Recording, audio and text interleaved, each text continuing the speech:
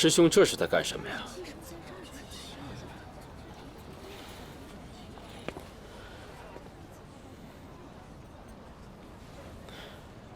师弟有所不知吧？这趟列车，当年就是从抚远开往昌业的。不过那个时候你正在芝山上面。其实咱们师傅啊，就死在这趟列车上面。咱们两个为徒的啊，就从来没有一块祭拜过师傅。 反而在他老人家走了之后，非得弄个你死我活，置对方于死地。哎呀，世事难料啊！现在为了完成他老人家的大业，咱们两个人要化干戈为玉帛，又一块坐上这趟列车，还真是缘分呢。哦，对了，你别忘了，当年师傅可是最宠爱你的呀！啊，我觉得你应该在师傅这个列车前面。 一块祭拜一下，一块来祭拜一下，来。师兄，师傅的灵堂在我们一家，在我心里，你还是自己祭拜吧，真诚点儿。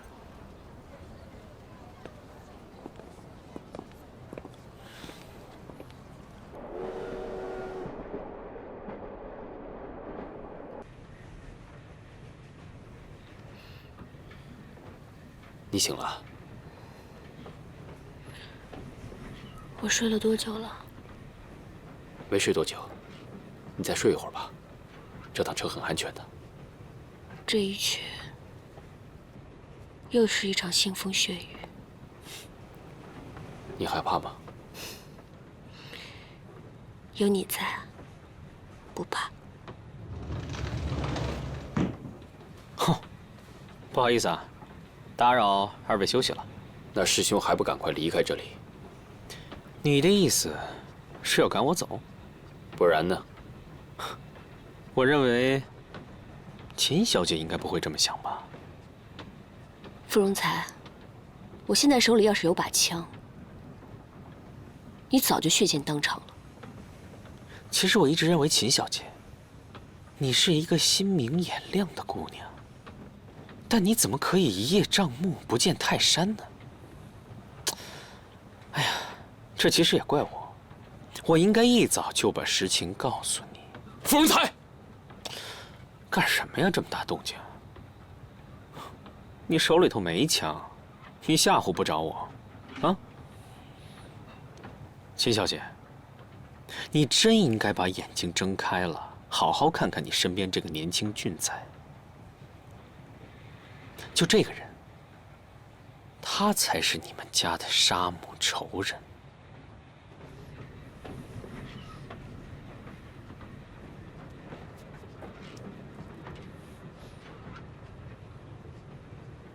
如果你想说的是这个的话，那你已经可以走了。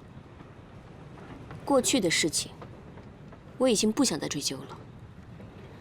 每个人都有自己不得已的原因。 为何不化解这仇恨，珍惜眼前的美景呢？我真没想到，杀母之仇居然可以这么轻易的化解。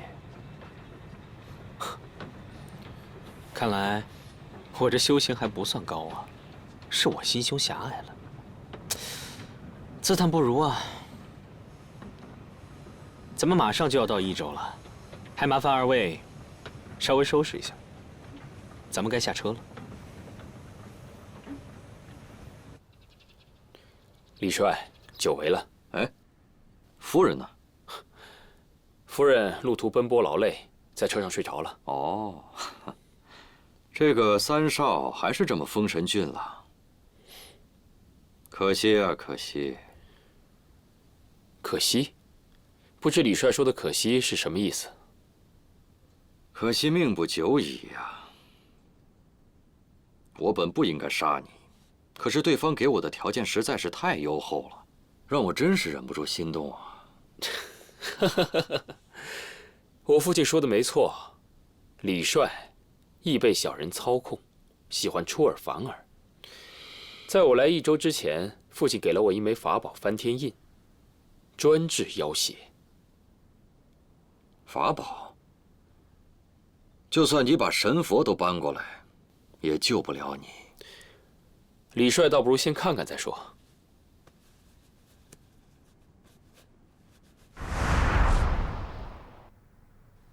不到危急关头，绝不能让人看到。这就是你的命。哼，易继培用一个区区的印鉴，就想来换你的性命，未免太托大了吧？李帅不认识这枚印子无所谓，但是我师兄见多识广，你应该见过他吧？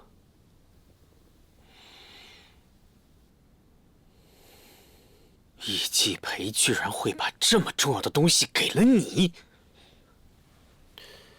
！3年前，我父亲把易家所有的财产转移到了瑞士，任何人拿着这枚印章，都可以去取钱。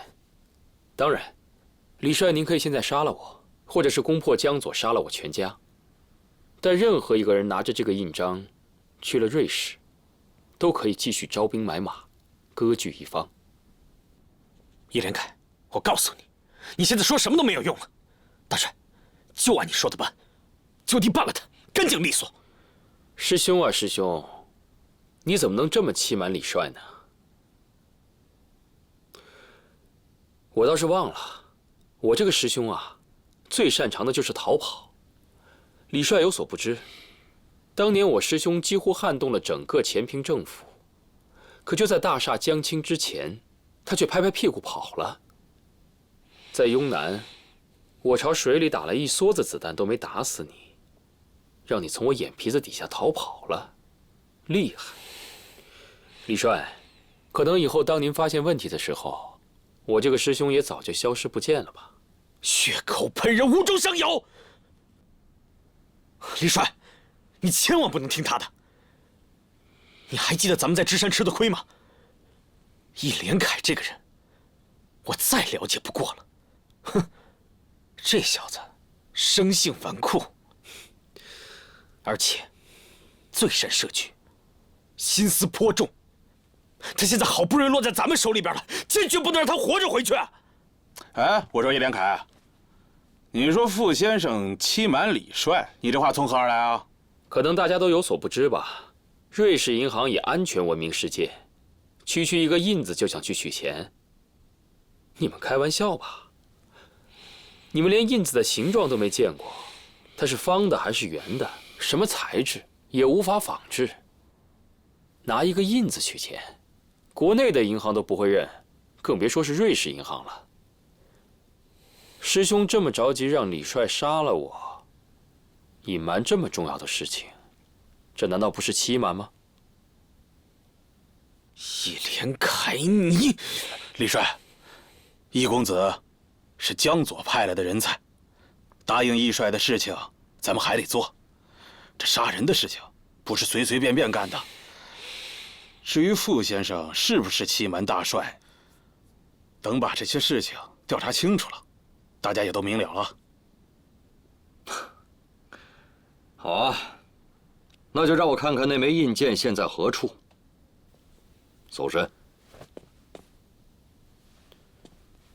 李帅，这么重要的物品我会随身携带吗？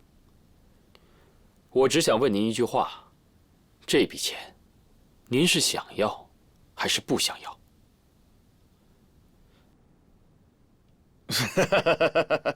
易公子，李帅跟你开玩笑呢。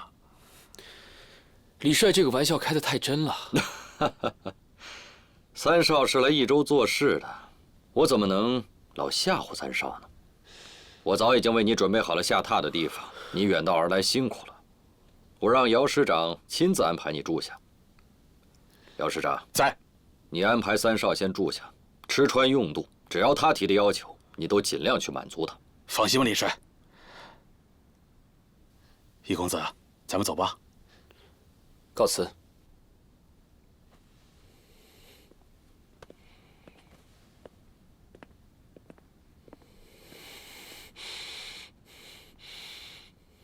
李帅，这这个人今天你不把他杀了，那以后你一定会后悔的。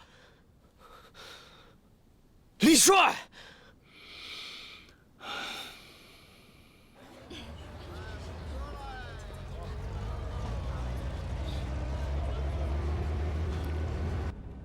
三少爷，刚才我真是替你捏了一把汗，这枪都顶到头上了，还能说出那番话，真是大智大勇啊！这人一旦到了危急时刻，脑子转的就比平常人要快一些。姚师长征战沙场这么多年，虎口脱险的道理，应该比我还要了解吧？可得了吧，我可不像你那样跟九命猫似的，到什么时候都能捡回一条命来。姚师长，我这到了益州，就相当于半只脚踏进地狱了。论亲疏，李大帅虽然跟我称兄道弟的，但不知道什么时候他就想着要杀我了。可是我跟姚师长不一样，我们可是共同患难、共同度过生死的人，到时候你可得拉我一把呀，不然我们夫妻二人……你可别这么说，我可拉不动你。咱们俩的关系走得再近，说到底，我也是李大帅的人，到头来我还得听他的。姚师长，您不过是识人俸禄，替人办事。如果这俸禄我替李大帅出了，那是不是我们就可以联手了？三少爷真把我当成要饭的了。这个世界上有些东西用钱是买不来的。姚师长，不是用钱买不来，是价格没到位。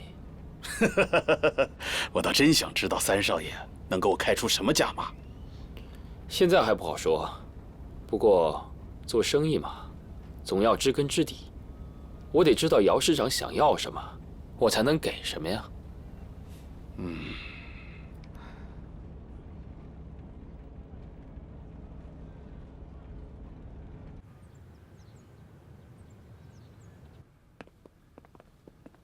三少爷，这就是你的新居了。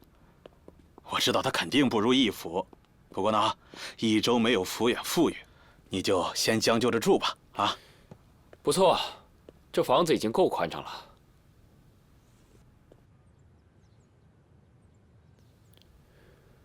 这房子敞亮的叫人惦记啊！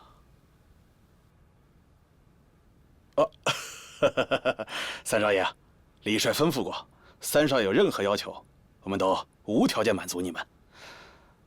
三少奶奶怎么样？你觉得这个房子还满意吗？姚师长安排得很好，只是旅途劳顿，我有些累了，就先回去休息了。请。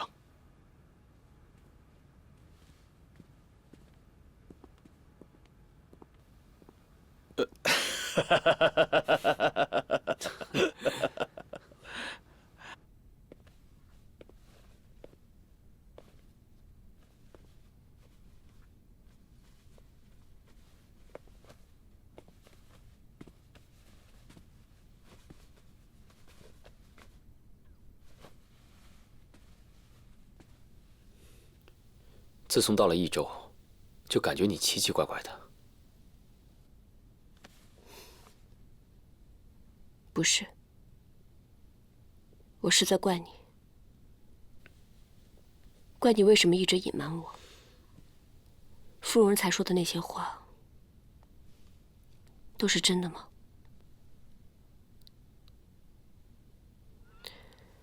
以前在雍南，我就听他提起过。不过后来事情太多，我以为他死了，所以就没有想再追究。可是刚才你在车上说，岳父不是帮你解开心结了吗？其实父亲什么都没有对我说过，我说的那些话，不过是不想让芙蓉才看笑话罢了。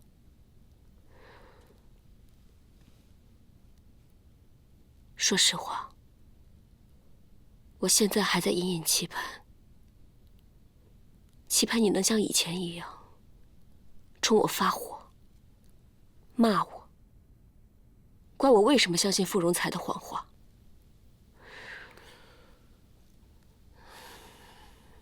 兰坡，你跟我说实话。他说的那些话，到底是不是真的？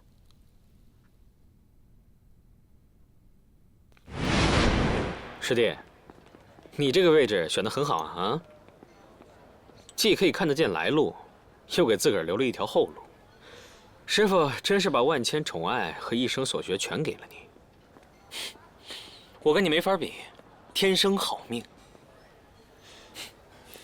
不说这些了，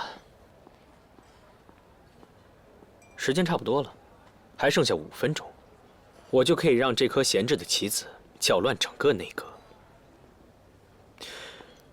其实都说世上没有天上掉馅饼的事儿，但是如果真的掉下来个馅饼，砸在一个人头上，也许他真的就把它当成了馅饼，根本不会意识到那是一瓶毒药。师兄，你别太急功近利了。师傅的安排，咱们还得一步一步走才行。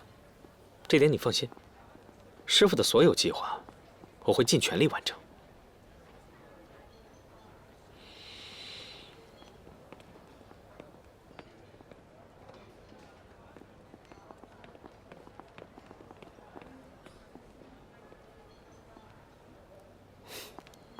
你好，我叫秦桑，我来找我爹秦后生。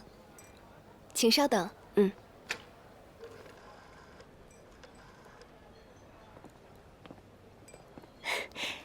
爹，哎，我来接您下班。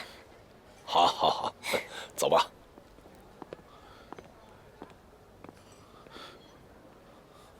兰婆，你怎么这么荒唐啊？师傅，真的不能这么做。开弓没有回头箭，你非要这样，不是为难咱师傅吗？现在他鱼饵已经放馊了，即便把鱼线绞断了，他照样会死，还不如让他不明就里的上钩，这样还可以逞一时之快。师傅，我跟你说啊，你如果再执意的保护这个秦后生，你毁掉的就是你爹的筹谋，你一家的基业。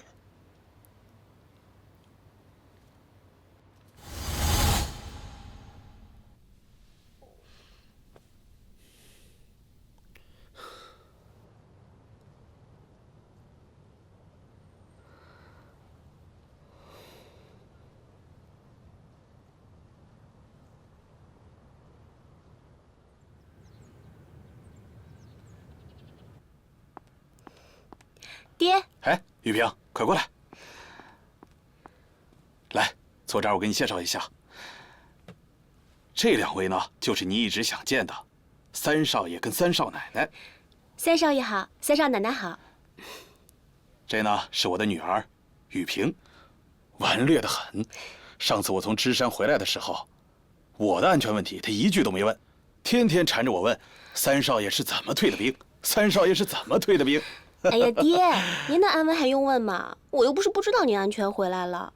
可三少爷如何退兵的事，一份报纸一个说法，同学们都在问我发生了什么事，我能怎么办？只能问您啦。我女儿是在昌业大学读文学系，正好放假回来。哎呀，我是老了，现在这年轻人啊，想什么我也不知道。三少奶奶见多识广，以后要多教教我的女儿。我算上的是西洋大学，但是学的还是老一套的学堂私塾，无趣得很。我呀，倒是愿意跟四小姐学一些新东西。哎，你可千万别夸她，我这个女儿只要一夸她，她就翘尾巴。玉萍啊，以后要多向三少奶奶学习，别一天像个毛猴似的上蹿下跳，像个什么样子？只有像三少奶奶这样气质的女人，才能够找到像三少爷这么优秀的丈夫。哎呀，爹，怎么2、3句话又扯到这上边了？看来天下间的父亲对女儿的爱都是如出一辙的，每一个父亲都想要自己女儿嫁一个好人家。我岳父也经常叮嘱我，要多学学夫妻之道。你们2个真是神仙眷侣啊，出双入对。看来这夫妻之道已经是学到骨子里去了。老爷，夫人说，请您给老太太寿宴的菜码过目。玉萍啊，你好好陪三少爷和三少奶奶聊聊啊。知道了，爹。三少爷，你们先坐。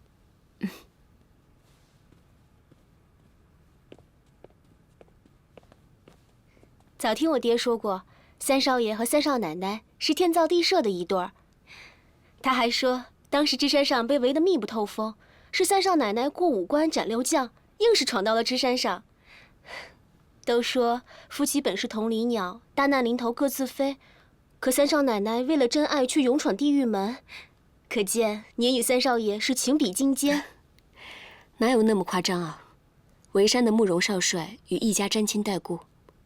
再说了，他何必为难我一个女人呢？我呀，只不过是让他开个口子，放我上山，哪有过五关斩六将这一说？哎，姚四小姐喜欢看书啊？三少奶奶，您喜欢看书，只管拿去就是了。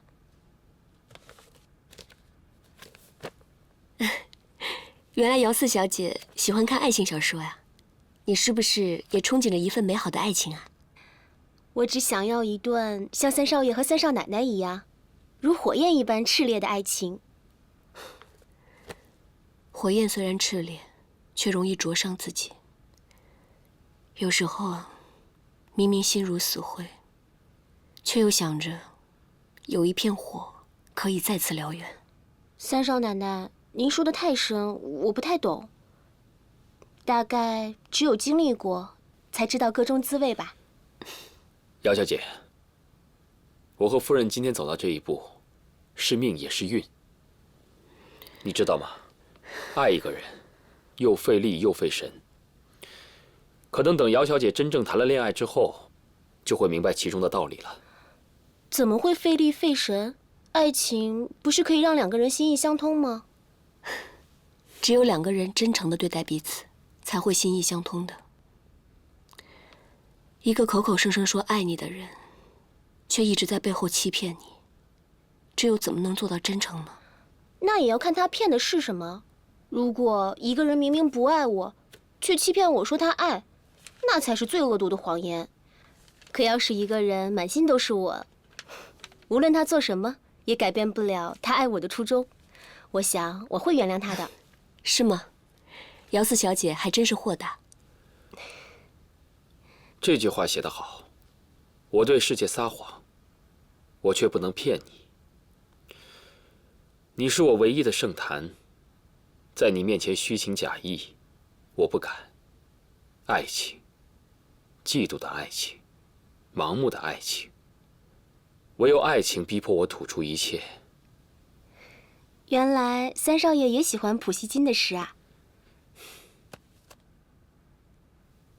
你尽可以注视着别人，但请信任我这颗心。也是普希金的诗。来益州之前，我本来想，这可能就是我最后的归宿了。可是没想到，有一天我还想逃离这里。你想走啊？我想回前平了。我本来义无反顾地跟你来到这里，是因为我相信你永远不会欺骗我，我相信你会保护我。可是现在我怕了。我们一起经历了那么多事，经历了那么多风风雨雨，没想到你还有事情瞒着我。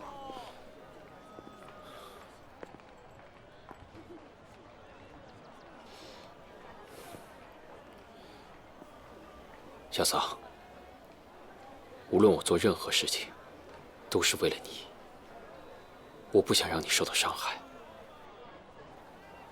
只想一直保护着你，但往往事与愿违。我只恨我自己不能再强大些，不能保护你。但是你要相信我，有些事情我一定会给你一个交代。但是现在你要听我的。尤其是在最危险的时候。可我是你的妻子，无论好事坏事，你都要告诉我，我愿意跟你一起分担。我只是不想让你受到伤害，这外面的事由我来处理就好了。可伤害我的不是别人。我只是想保护你，小桑，就等着我吧。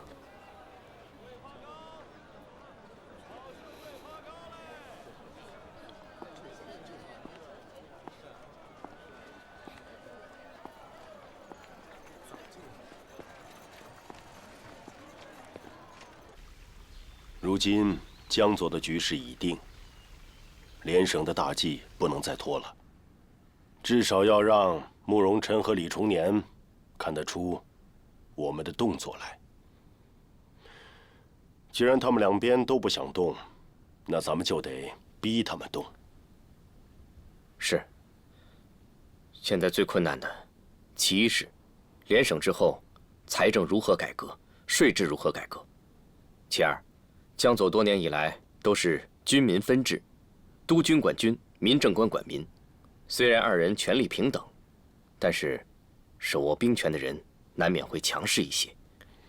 现在既然是联省，恰好可以以联省为由，削弱军政官手中的权力，使指挥权和管辖权一定要分开。大哥，我不同意啊！你之前也是带过兵的，怎么能说出这种话来呢？宋朝的时候，把发兵之权和握兵之重分离，表面上看的确是遏制了藩镇割据，可这实际上呢，兵将之间互不熟悉，战场之上也难有默契。当金人打过来的时候，宋朝的军队一退再退，不是这兵不勇，也不是将无谋，这问题的根源就出在了兵制上。二弟说的都对，正是因为大哥带过兵，所以才深知其中的根由。平常人总是会误会武将骁勇，故而主战；文官保守，故而主和。其实不然，为武将的要将自己的身体、生命赋予战场，所以心中谨慎；而为文官者，并不知道战场上的惨烈，所以才会主张开战。正是基于这些原因，我才主张父亲和他们一起裁军。大哥，咱们现在虽然平定了江左，可你别忘了，北边还有一个慕容辰呢。这慕容辰的身后站的可是日本人。咱们在这里搞联省，咱们在这里搞裁军，可倘若有一天，这慕容辰带着日本人打到了江左，咱们怎么办？老二啊，不要一提到兵权你就这么敏感。你还是扶军的少帅，还是咱们江左最重要的军事保障。我们现在所做的一切，都是为了江左的未来。爹，政治上的事情云溪不懂，自然是由您和大哥来定夺。可是我真的不明白，您这先裁军又分权，这是为了什么呀？我认为啊，江左可以丢，天下也可以丢，可跟着咱们出生入死这些扶军弟兄，一个都不能丢。只要咱们扶军的力量在，不管咱们丢什么，早晚有一天咱们能打回来。可是如果他们不在了，咱们怎么办呢？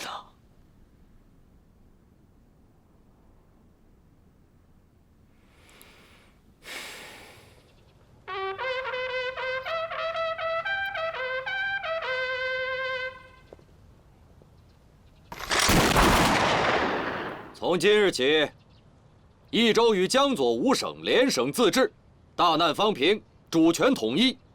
各省督军应深明大义，恪守准绳，服从联省政府指挥。联省自治，联省自治，联省自治，联省自治，联省自治，联省自治。师父，你看到了吗？你看到我今天了吗？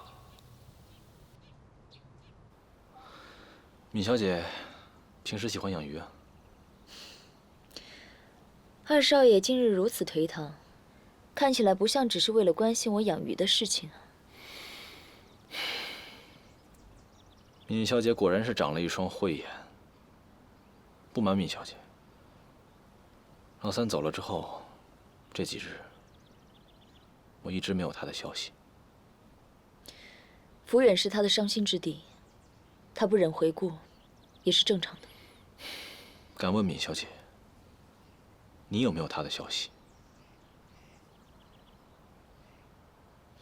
听说他帮李重年搞联省，一切都好，放心吧。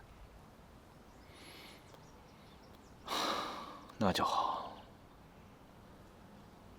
整个江左的人都羡慕易家风光，谁能想到，身为易家的少爷，却如此身不由己。作为人质来说，活着就是最好的消息。真是想不到，都说二少爷铁血铁腕，可内心却是这么柔软的一个人。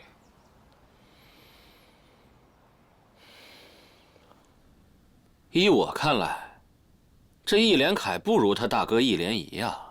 啊，这看起来派头不小，说的好像也有几分道理，但是过于片面，没有大局观。毕竟年轻气盛，老道不足，所以大帅不必对他过于用心。红玉曾经说，易连凯此人不能小觑。有些人表面看上去越是轻浮，他就越是心机深沉。易连凯果然是头猛虎，不愧是范之恒的徒弟。我这师傅对他一直都很重视，还真是把毕生所学全交给了他，真是不公平啊！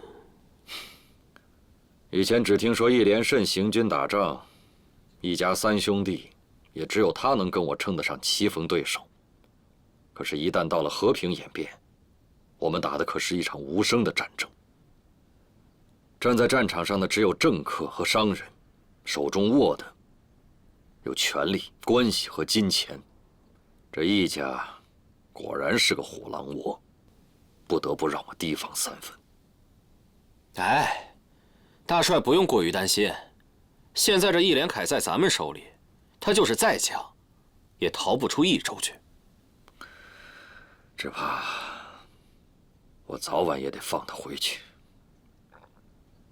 只要他一天手里握着易家的财产和印鉴，他就知道我是不会动他的。他想走想留，全凭他一念之间。不行，大帅，如果把他放回去了，就等于放虎归山呢。我当然知道，正是因为这样，我才让红玉一直监视着他。没想到，他竟然完全置身事外，丝毫不反对改革。现在整个府远说是易继培的，可是那些政令改革哪一点不是易继培和易连仪商量出来的？可怜易连胜却毫无察觉，自己的权力慢慢的被他大哥蚕食掉了吗？其实正是因为易家老大那条废腿，给了易连胜一颗定心丸。他根本就不在意易连仪，因为他知道易家老大根本对他造成不了任何的威胁，他也不在乎。但是人总有他在意的事情。那你有什么好计策？易连胜他现在一直走得顺风顺水，得到了自己想要的女人，也得到了易家的继承权。他自以为已经坐稳了江山，我接下来要做的就是让他如履薄冰。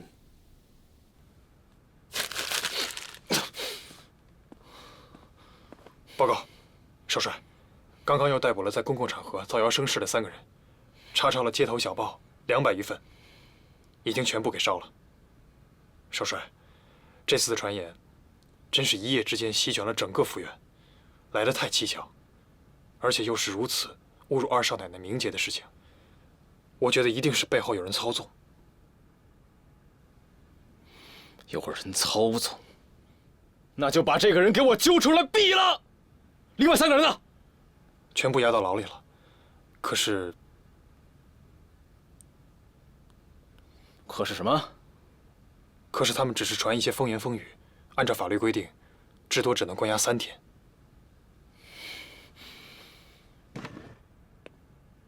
这叫风言风语啊！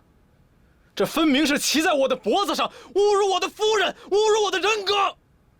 我却只能关他们3天，我还不能杀了他们。少帅，靠杀堵不住悠悠众口，反而会落人口实，有损颜面呢。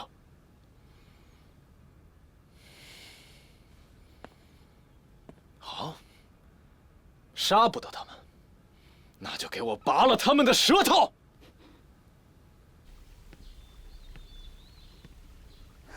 云溪，哎，这2天大哥和父亲大门不出的，在商讨联省自治的事情，你怎么不去啊？他们商讨的，无非是经济和司法，并非我所长。我要是去了，只会给他们添乱而已。你不懂就得多听多学嘛，总会有插上话的时候。以后你可是要继承父亲，继承这个家的。要学的东西还很多呢。我收到消息，李崇年对联省的事情很抵触，再加上义军的改制，多次与老三发生口角，而且李崇年受了傅荣才的鼓动，把老三关进了大牢。什么？老三被关了？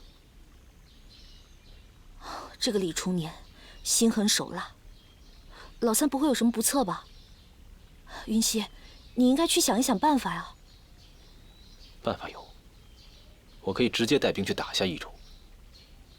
可是燕云，这样一来，你难道就不担心我的人身安全吗？云溪，兰婆可是你的亲兄弟，现在兄弟有难了，你当然应该出手相救。再说了，你打了这么多年的仗，应该是非常有经验的。一直有一件事情我闹不明白。那天父亲一直拖着我陪他打麻将，打了1天1夜，谁都不能走。你知不知道为什么？不知道啊。既然你也不知道，我也不知道，那咱们就一起找父亲，问个清楚。现在最困难的部分在于教育部门的改革。西洋学校以教育……云溪，爹，云溪有话要问你。我和你大哥在议政，你这样子冲进来，还有规矩吗？出去！爹，外面的传言，您跟大哥我相信一定都听过。可这个时候却让我出去，敢问父亲，您是不想听我说，还是不敢听我说呀？天下人的嘴你堵不住，可是真相如何，你心里应该很清楚。外面的人到底在说些什么？云溪，你为什么突然间怀疑我和兰坡啊？爹，事发当时，您一直拖着我打麻将，哪儿都不让去，这是为什么？看不出什么吗？众口铄金，积毁销骨。这件事一开始就有预谋的，这样的小伎俩，你看不出来吗？大哥，外面到底发生什么事了？没事啊，爹，既然您觉得这件事情有人在搞鬼，那为什么还要联合大哥一起来骗我呢？外面的传言都已经飞到天上去了，你还让我怎么坚信燕云？今天我就是要弄明白一件事情：燕云肚子里的孩子，到底是我义莲生的，还是他义莲凯的？闭嘴！燕云如今怀有身孕，你竟然说出这样的话来！燕云，你不要生他的气，安心养胎。义家有我给你撑腰，绝不允许他欺负你。